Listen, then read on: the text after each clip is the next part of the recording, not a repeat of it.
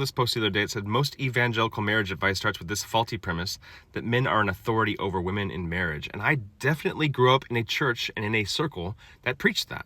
Even growing up in it, I didn't necessarily believe it wholeheartedly, though. I thought, marrying somebody that you really do love and is a capable, intelligent woman, if you're in a cis-het relationship, why would you not want her to be a co-leader? Why should I have to be in charge? It's kind of a weird thing to mandate, and even to really kind of a desire. Why would I want to have somebody I care about be subservient to me?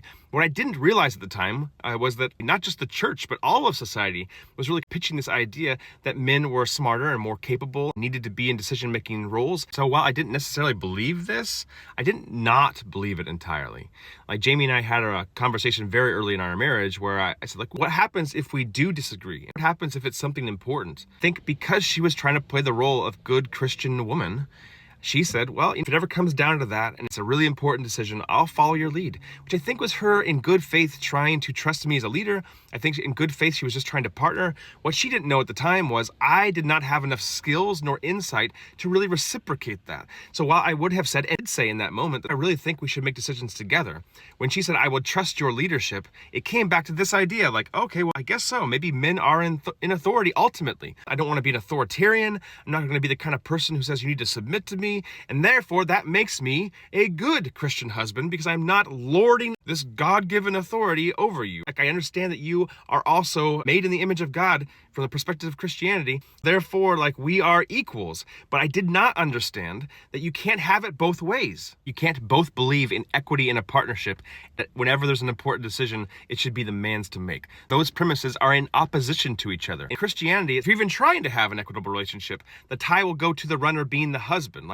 If you have to make an important decision, it's the man's to make. But you can't do that. So I think that I was a relatively good-willed person. I think I wanted to have an equitable relationship to the extent that I could even imagine that. And again, my imagination was stunted by poor socialization. But if you are in that position, you would like to have a healthy, fair, equitable relationship with your wife, especially if you're coming out of a religious background. You cannot, in good faith, tell your wife that we are partners and we will do this together.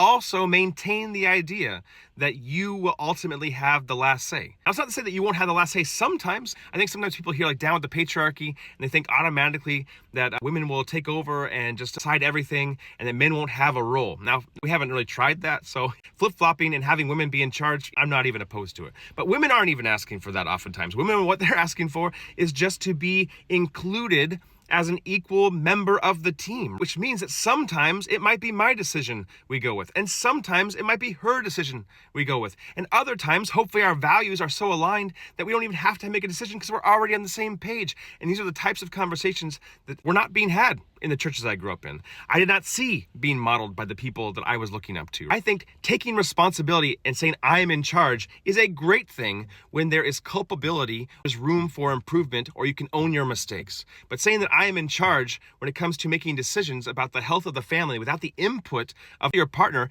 is a recipe for relationship disaster.